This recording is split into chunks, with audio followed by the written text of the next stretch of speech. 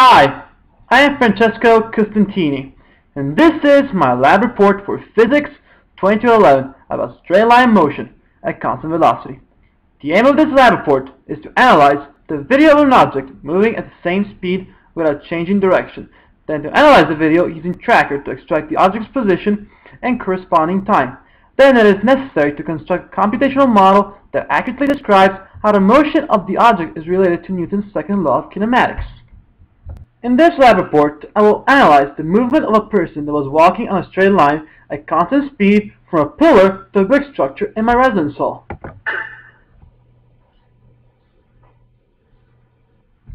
But before, let us review about Newton's second law of kinematics.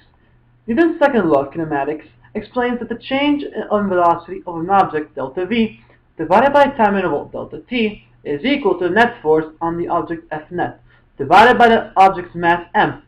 If delta v is expanded to final velocity minus initial velocity, then the Newton's second law can be described like this following equation. Final velocity is equal to initial velocity plus net force divided by mass times change in time. Then the final velocity derived from Newton's second law will be applied in the equation of displacement of straight line motion at constant velocity. In order to evaluate the velocity from the movement recorded from the video, the application Tracker will be used, which will track down the center of mass of the person walking. Then, the center of mass of the person is located around the abdomen, according to the physics module about center of mass from University of Tennessee in Knoxville. Then, to get the time data, I will have to follow the following clip settings. And then, in the video, the width of the door, which was 0.91 meters, was used to calibrate the dimensions in the video to obtain the change in position in meters. I set up a coordinate system with the person moving towards the positive direction in the x-axis. Since the person is moving at constant velocity, then I can select any two x positions and the corresponding time information to determine the velocity. In this situation, I will take into account the first two x data with the first two time data. And then I will use it to calculate the velocity that will be used for a computational model, and at last the final time will be taken into account for the computational model, and I'll explain why for later. In developing the computational model with VPython, several things have to be taken into account. Net force has to be a vector, which 0, 0, 0 in the x, y, z direction. Then, since the time interval of the person moving is really small, the time step will be 1,000th of a second to get the most accurate position possible.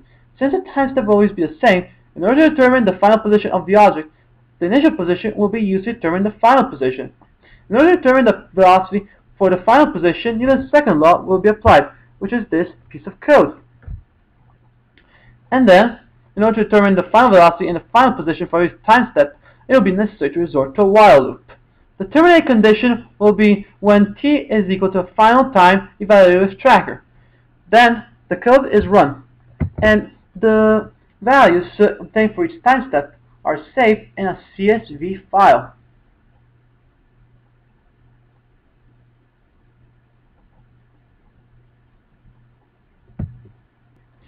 The values from the computational model and experimental data from Tracker obtained can be seen from this Excel spreadsheet.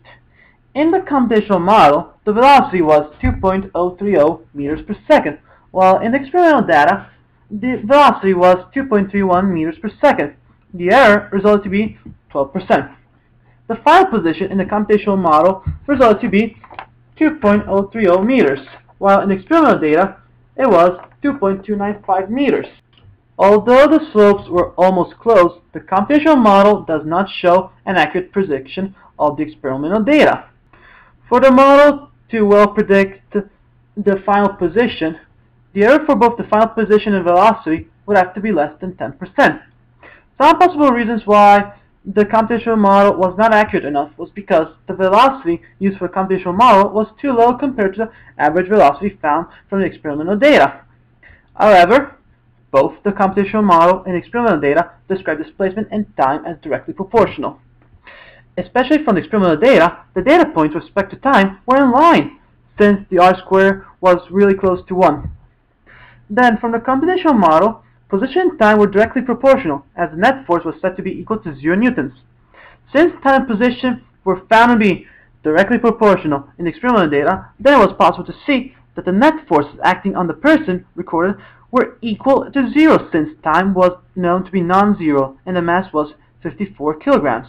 Therefore, Newton's second law was applied on straight line motion at constant velocity, because no net force was acting on the person, so the person from the video was still moving on a straight line at constant velocity.